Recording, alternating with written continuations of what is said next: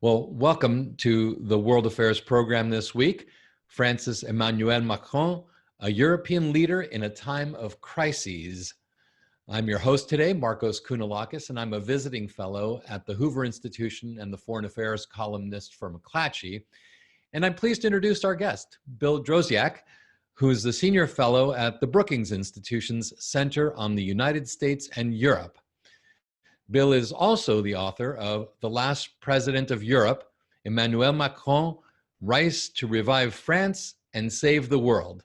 So, Bill, I'd like to welcome you today. Thank you, Marcos. My pleasure to be with you. Great. Let's jump into really what's happening contemporarily here, both in the United States, but also around the world. Clearly, the events that occurred in Minneapolis with the killing of George Floyd have not only inspired protests within our country, but have actually brought people out in the streets of France as well as other parts of Europe. And since we're going to be talking a fair amount about France, and you've done such a great job in your book at looking both at the new leadership of President Macron and some of the issues that he's had to deal with over these last few years, maybe you can tell us what's going on there and how that relates to contemporary French politics. Sure. Well, I'm very struck by the size of demonstrations that have been occurring in France and elsewhere in Europe in sympathy with the protesters in the United States and the anti-racism views that people there are propounding. France itself has a racism problem, as many people have observed.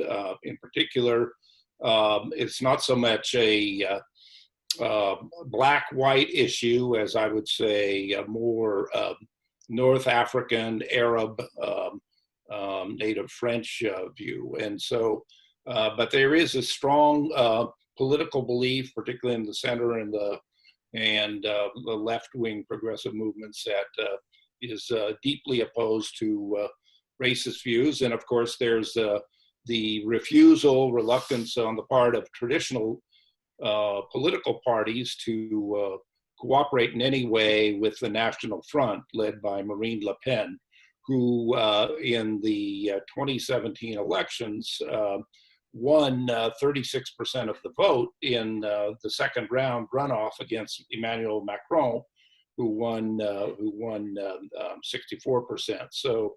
And that's how he became president. But it looks like 2 years from now, in 2022, the next presidential race will probably, in the second round, feature a contest between Macron and Le Pen. So her particular standing in the polls has not really increased, but certainly the racism issue, the inequality between rich and poor in France that we saw manifested in the Yellow Vest movement protests last year shows that they also have a fractured society problem, just as we do.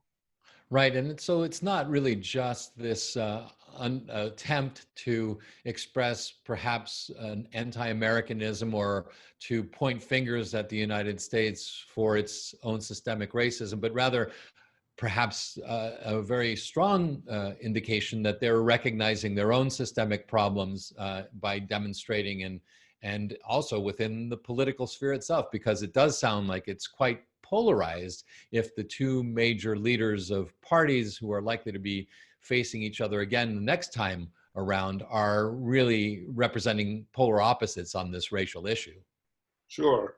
And I would say that what hurts America's image abroad is the attitude that we can lecture other people about human rights abuses and that sort of thing when we have these very deep-rooted problems of our own. So I think a lot of the animosity that you may see in the streets of Europe and even elsewhere. The Chinese have been throwing that back at us. When we criticize them for the Hong Kong protests, they're saying, well, what about what you're doing in Minneapolis and the streets of your other cities? So it's this criticism about alleged American hypocrisy that that I think fuels a lot of anti-American sentiment abroad. Well, let's jump to the work that you've done and really have gone in depth on. You've been a Europe watcher and a foreign correspondent in Europe. You worked for the Washington Post for many years. So you've really had an intimate relationship with Europe and have gotten to know its leadership and understand its geography quite well as its demographic shifts.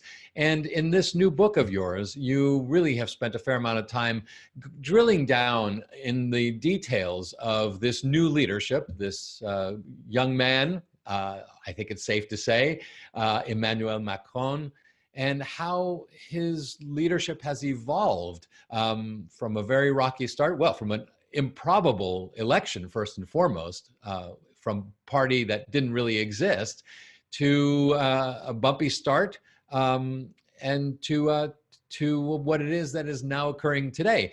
Could you could you give us a reason as to why it is you wanted? I mean, I'm appreciative of your doing this book, but could you give us a reason as to why you wanted to write this book? Sure. Well, I think when I started on this project a couple years ago, I was captivated by the fact that Emmanuel Macron, then 39 years old, had managed to, against all odds, to really destroy the political establishment of both the right and left and create this new movement that really defied ideological labels. And then when he did win the presidency, he approached his term with these gigantic ambitions. He said, I'm going to modernize France. I'm going to reinvigorate Europe and its drive toward a more united continent. And I also want to reshape the world order. So I thought it would be fascinating to chronicle his presidency and to see how he would progress and whether or not he would be able to achieve these enormous ambitions. And so it's been fascinating. I was able to gain access to him and his inner circle. I was very fortunate to have close cooperation with him. I interviewed him several times at great length, and also a number of his closest collaborators. So I was really able to watch this up close during my stays in Paris over the last couple of years. So the book is divided into those three parts. The first part is France, how he got off to a very fast start, and he was determined to make reforms in France that had defied the ability of his predecessors to do so.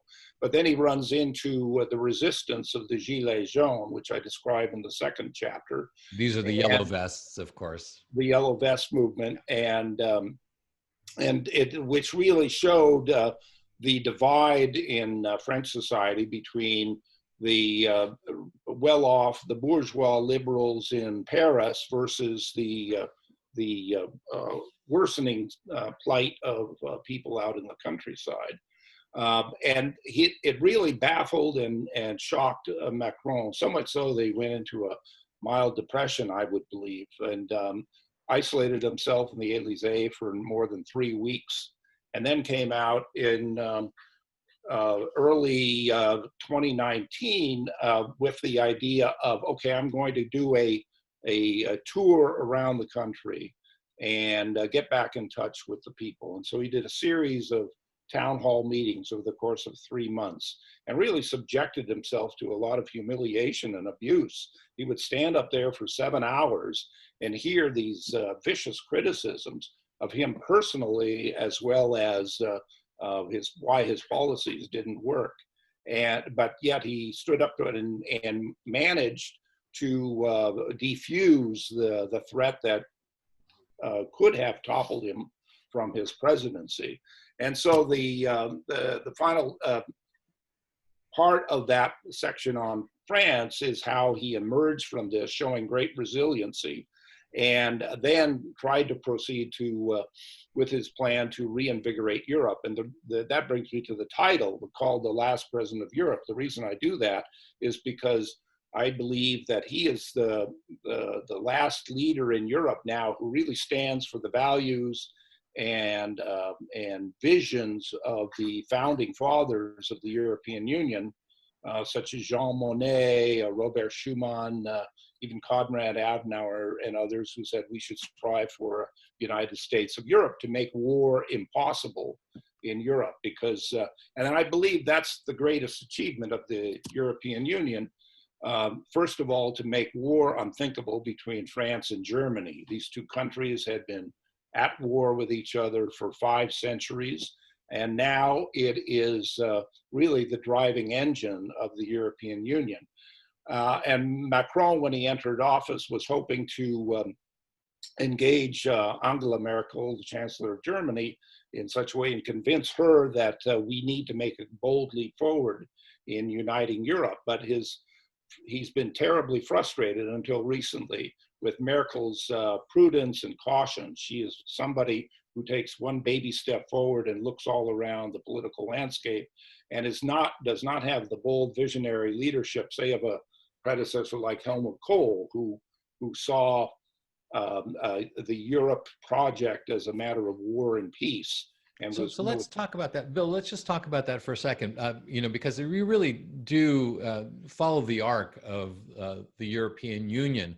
And as you say, the goal was an ability for France and Germany to actually get along and avoid war going forward, having experienced that twice in the 20th century in a devastating way, and having brought in the rest of the world into that conflict. And it seemed to be progressing quite positively up until the moment, and even a bit beyond the moment, of German reunification. What happened, and where did that project start failing, or when did leadership throughout Europe start turning away from this concept of the European project of a Europe free and whole? Well, I think it really started with the financial crisis back in 2008, which led to a Eurozone crisis involving the huge amount of debts that Greece, Italy, Spain, and others had racked up over the years. Spain and Portugal and others had also an overheated real estate market, which led to that collapse. So this accentuated the divide between North and South in Europe, and the North being wealthy creditors, the Southern partners being debtors or having debts and needing the help and assistance of their Northern partners. So this really has been threatening to break the European Union apart for a number of years. And Germany in particular has been reluctant to share debts. In other words, which a lot of people believe if the euro is going to succeed in the long term, it has to have a fiscal union that involves transfers of wealth between different parts of Europe. And it's only recently that Angela Merkel decided that when she was confronted with the vision that Europe could indeed collapse, that this would be suicidal for Germany itself, because it's an economy that depends on exports for 50% of its income. And so she realized that the time had finally arrived for a major shift in policy. Right. So that arc from 2008 to the moment now when Angela Merkel is actually on board, in fact, with some of the grants that will be given to some of these nations that we can call debtor nations, as it were, in an attempt to maybe try and create a fiscal union, or not just a monetary union, but a fiscal union. In that interim, during that period, from that 2008 period, what we've seen, and this is why it's so important that you have highlighted Emmanuel Macron's leadership and his vision and his goals. In that interim, we have seen the rise of nationalist leaders and of those who have, in many ways, worked against a unified European Union and against a singular market in many ways. In fact, we've even seen the withdrawal of a nation from the European community and the European Union. Right, and I think this is symptomatic, Marcos, of how globalization has started to go into reverse. This is something that's been happening for a number of years, and it has political as well as economic ramifications. But the European Union itself, which has knocked down national borders, has allowed for the free flow of people across the continent, has really been sort of the leading force of globalization, and that now with this going into reverse, it has fed the rise of populist nationalism in different parts of Europe, just as it has here in the United States. Donald Trump, you can argue, is a populist nationalist and his America First cry is also symptomatic of this anti-globalization view. So I think what we've been witnessing in Europe is really the prime example of how people want to regain control of their lives. This was the phrase used among the Brexit supporters, take back control. And they fear that globalization has led to losing jobs that have gone off to China or India, and it's caused them to suffer a worsening of their living standards. Right. So into this fray, into this miasma of movement against this union that had been built since the Second World War, steps in this young, dynamic leader in France who has a very different idea. He really sees the union as being a force for good and a necessity. The project must succeed in order for world peace to also have a chance. Right, and France in the past has been somewhat of a recalcitrant nation, very protective and defensive about its own national interests. But what we've seen with Macron, he realized, being a child of the 21st century, being so young, a new generation of leadership, he said, the problems we face are entirely different than of the 20th century. And so that we need to prepare for various crises that cannot be solved at the national level. And notably, he said, with the resurgence of big power competition between the United States, Russia, and China, it was imperative for Europe to take greater control of its own destiny by uniting on a scale that it could compete with these other big powers. And he said, this is why if we break into pieces, if Europe falls apart, and we can be then manipulated by these other big powers in such a way that we will lose control of our own interests. So he's been trying to make this argument for the last 3 years without success. The reason he's been so frustrated is because a number of the leaders, including Angela Merkel, have become more nationalistic in the sense of economic nationalism, because they have been confronted with the rise of right-wing populism, and they're fearful that if they follow Macron's line, that they would actually fuel the continued rise of these right-wing populists. But it's Macron's view that no, you have to stand up to them, and you have to present an alternative vision to voters, and that's the way you beat right-wing populism. You don't do it by caving in or emulating their policies. Well, how do you see then the current crises, not merely this one we talked about at the front end on racism, but the COVID-19 crisis and the recession that is already likely upon us, certainly the unemployment that has struck as a result of our self-induced coma with stay-at-home orders and lockdowns. How is that, do you think, and I'm asking you now, I guess, for a prediction or maybe a reflection of what you see, how are those contemporary crises going to affect this very question of whether or not Europe will likely move towards a unification or be fueling, or will these trends fuel this populist nationalism? Well, I think this is the pandemic of COVID-19 is a perfect antidote to the views of those right-wing populists who say, let's retreat back into national borders, because the virus does not respect national borders. As we've seen, it's spread across continents, and it will continue to do so. It's with us probably forever, according to experts.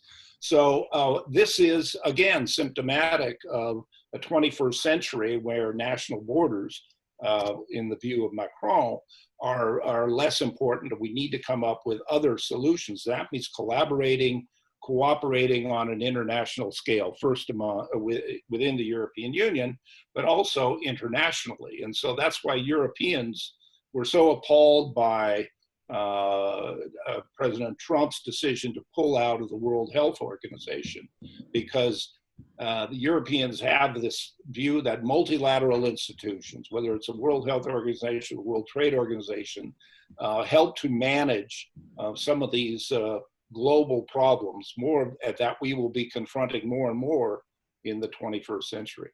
Right. At this point, I just want to tell our viewers that we're going to be open to questions as we go along. And if you go to the bottom here, you will see a question button that you can press and then type in some of the questions, and we'll make sure that we'll address some of them as we approach the end of the session. But I'd like to follow up also on this question of France and Germany, and they have different national interests, even though they are bound by a European Union.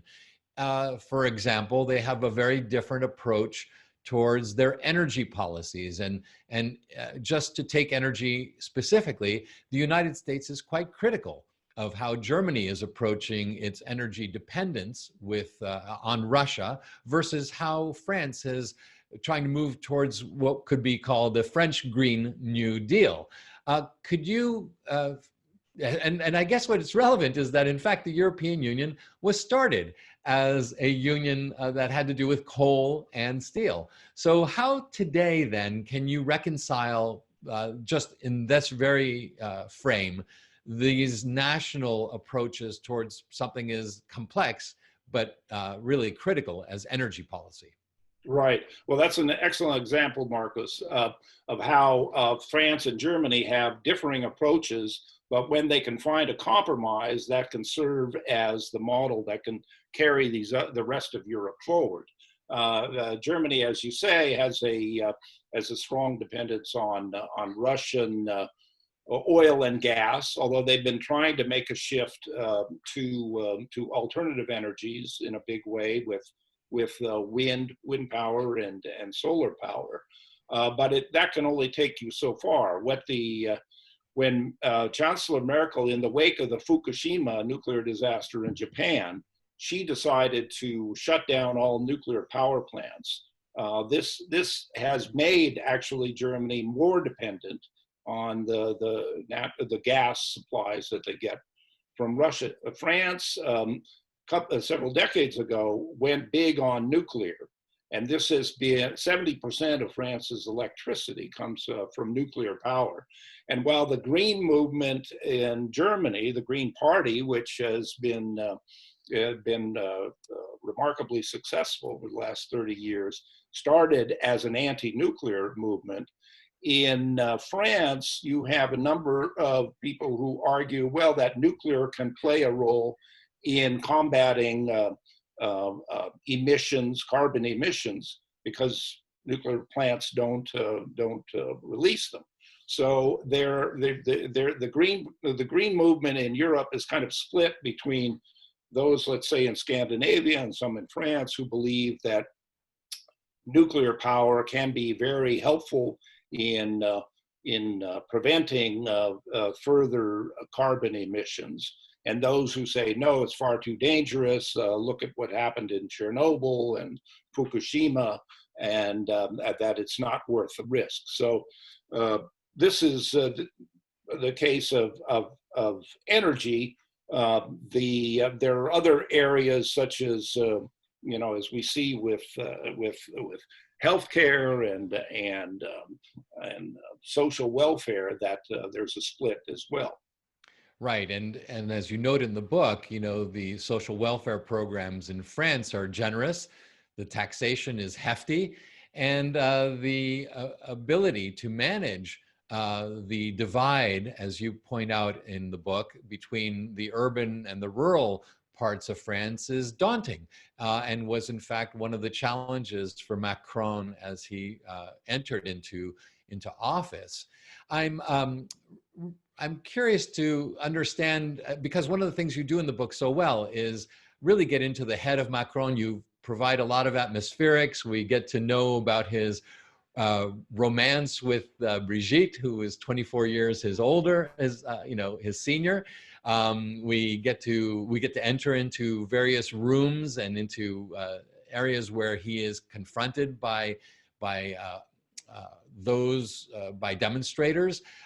It really is a fascinating and very intimate picture of Macron, which we don't often see as we look at the daily press to see whether things are up or down, or whether relations are improving or falling apart.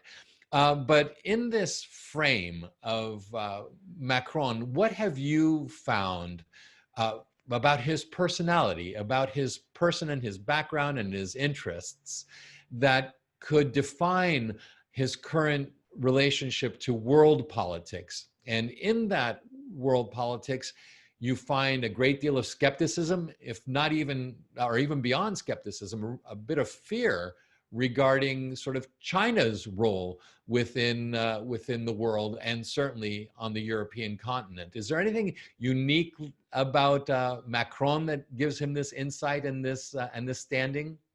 Sure. Well, one of the fascinating aspects of his personality, as I got to know him, was the fact that he really has a philosophical bent. I mean, he told me on a couple of occasions how when he leaves politics, he will devote himself to becoming a writer. He wants to be has always seen himself as something of a literary lion in the making, and wrote a sort of a fantasy novel in his teenage years that he's kept is shown only to Brigitte, his wife, and several close friends. But more to the point, I think the way he has conducted foreign policy, I think he finds that, like any leader, of the most challenging and interesting. And with the changing world order, he has, because he doesn't come out of a think tank, he didn't devote himself to studying international relations. He's really self-taught. He reads avidly in history.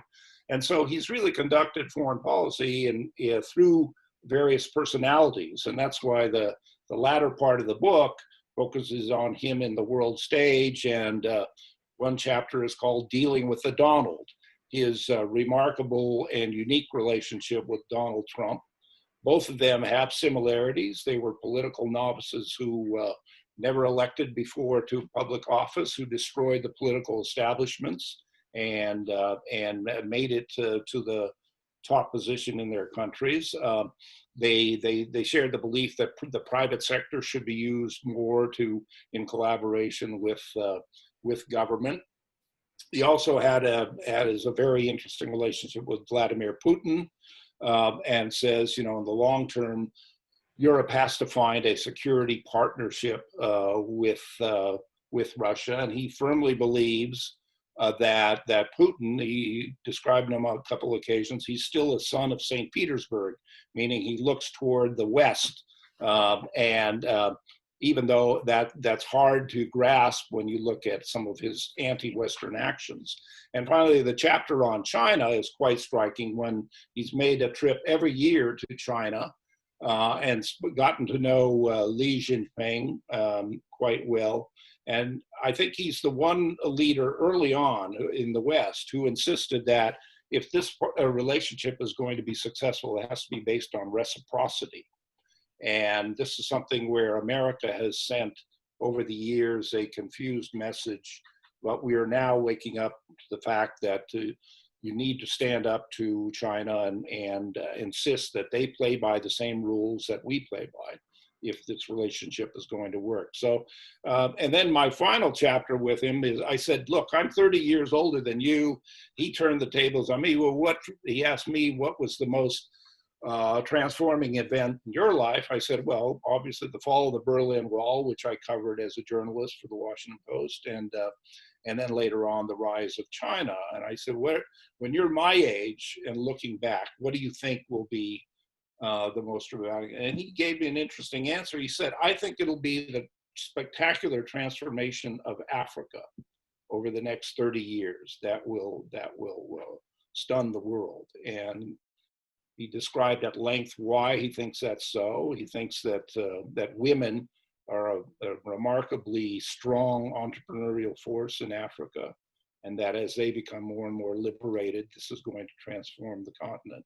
And also he sees Europe and Africa becoming once again a close, almost a joint civilization, as Fernand Braudel, the great historian, has described in his books about the Mediterranean being a bridge between Europe and Africa.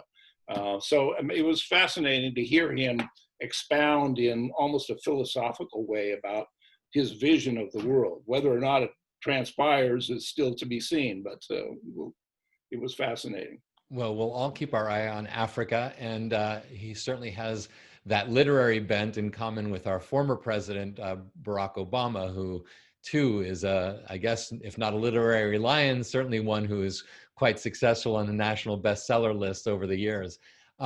You know, as I mentioned, we've got questions. There's that button right there that you can push to ask questions of Bill. And I've got a couple for you. So why don't I jump straight to them and we'll, well, you'll answer them. Claude Ezran says or asks, do you think that Macron has sufficiently addressed the threat to the EU coming from authoritarian governments such as the ones in Hungary and in Poland? I think this has been a difficult challenge for him and other European leaders. I mean, the Viktor Orban in Hungary and the Law and Justice Party in Poland have really taken their countries down the road toward authoritarian rule by compromising the independence of the judiciary, cracking down on free speech and the media. And it's remarkable because these are two countries in the East, relatively new members, who benefit from extraordinary amounts of subsidies. I mean, I think Poland is getting 2 billion euros a month from the European Union to help them enhance their living standards. And on a per capita basis, I mean, Hungary has about 1/4 of the population, but they're getting about the same level of aid. And there have been a number of people saying, you know, we ought to crack down on unless they stick to democratic values, and they should have these subsidies removed. But so far, because European Union often operates on a vote of unanimity, this has been impossible to push through. Macron has been urging this change in the rules, but he is stymied time and time again by this unanimity rule, because neither Poland nor Hungary are going to allow such a development to occur. But that may change, because the attitudes are getting more and more entrenched that this could be accepting these steps toward authoritarian rule in defiance of the European Union's democratic values is something that could jeopardize the Union entirely. Right. Let me jump to a question about Macron personally here, and this is Ezran du Liège. He asks, how do you explain that such an intelligent and courageous president has made so many communications mistakes, so that he is much disliked by the French population, asserts Ezran, so that he is, and called Napoleon, Jupiter, the president of the rich, etc. Can he recover from that, and how? Yeah, again, I think this is reflective of some of his naivete and inexperience as a politician. I found him in private conversation to be very engaging, to have a sharp sense of humor, very insightful intelligence.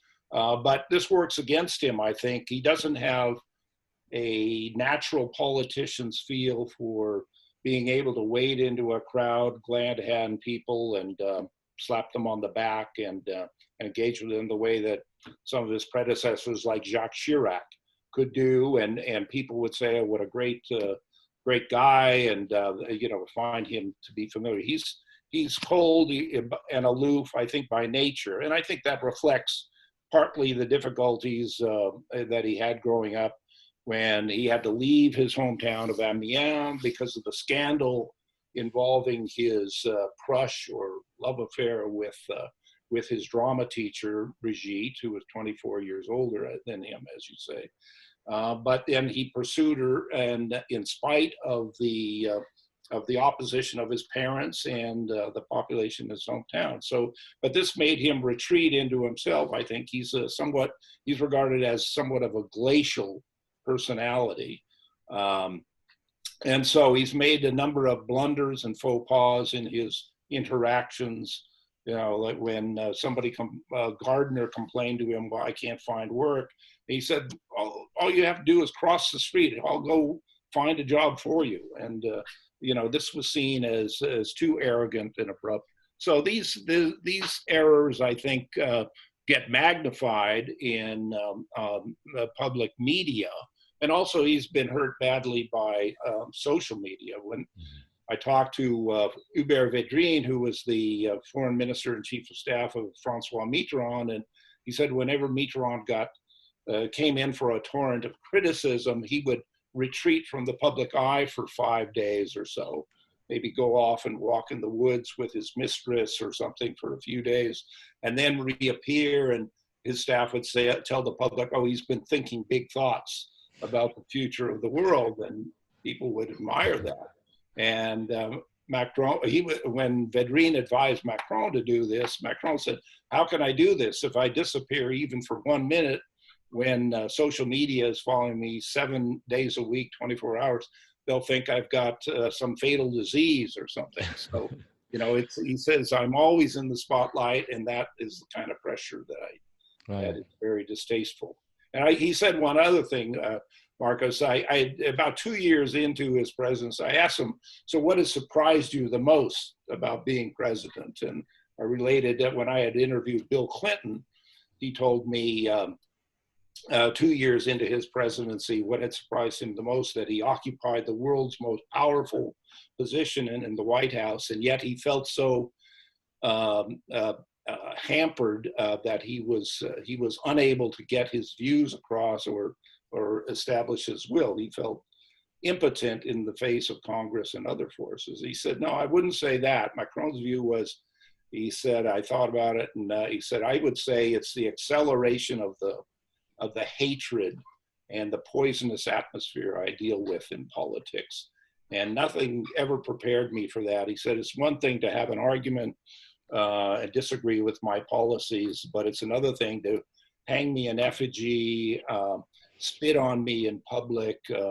This kind of poisonous treatment of leaders, he said, is something that he never expected he would encounter.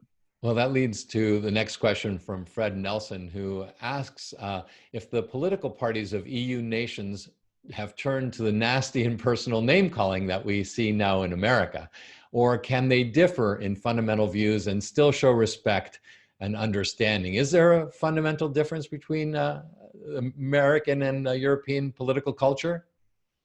I think it's turning nasty as well in Europe, as we've seen in France and also elsewhere on the continent. I think, again, it's a function of social media spinning out of control, people being able to spew hatred in an anonymous fashion, and sowing fake news and falsehoods in such a way that it confuses people. And of course, it's no surprise, Russia has been very active in the European theater, as well as being involved in our own election in 2016. So these are trends that are very disconcerting Europeans as well as to Americans. Right. I found one of the most interesting things about that 2017 French election that Macron was actually able to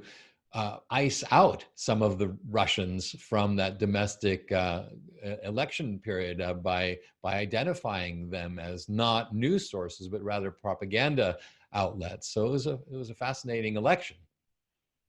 Right, and he had advance warning from French intelligence about this, and so they actually planted some fake information for the Russian hackers, and that's how they were able to unmask them.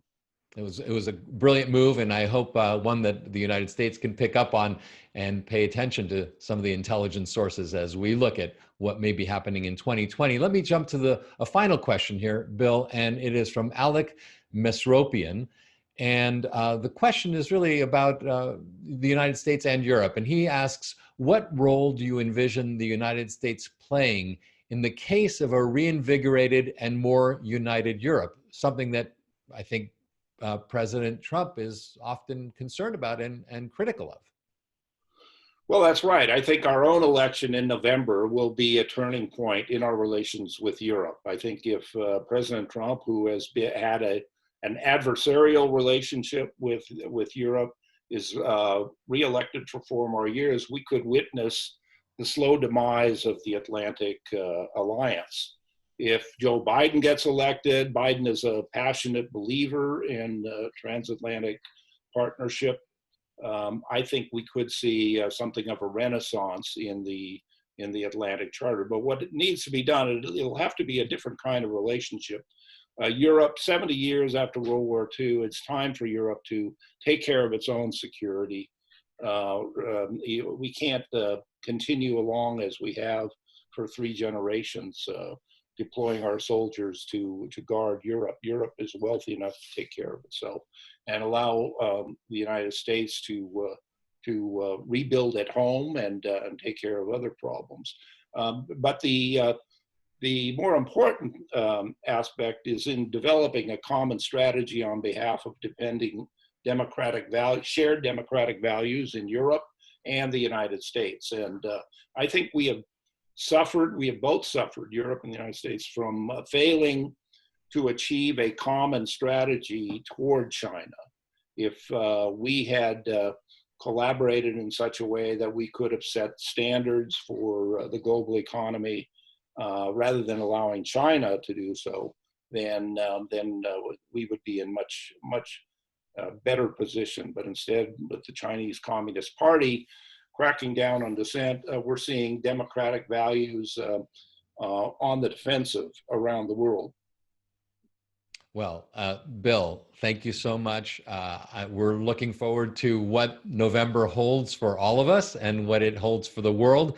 But in the meantime, those of you who are listening and viewing, make sure to check out Bill's new book. It's called The Last President of Europe, Emmanuel Macron's Race to Revive France and Save the World. It's available at your local bookseller if they're open, and if you're stuck at home, there are plenty of online book outlets where you can visit the book that's just been written by Bill Drozdiak, and really is full of great anecdotes and the types of stories that he's been able to share with us today. Great detail and an analysis that is really timely. Not just as we race towards our November 2020 election, but also to provide a frame for how we should look at the world and how certainly one of the young and vibrant leaders of Europe is both viewing the world and acting upon it. Bill, thank you so much for participating, and I hope we see you again soon. My pleasure, Marcos. It was great being with you today. All right, everybody. Cheers.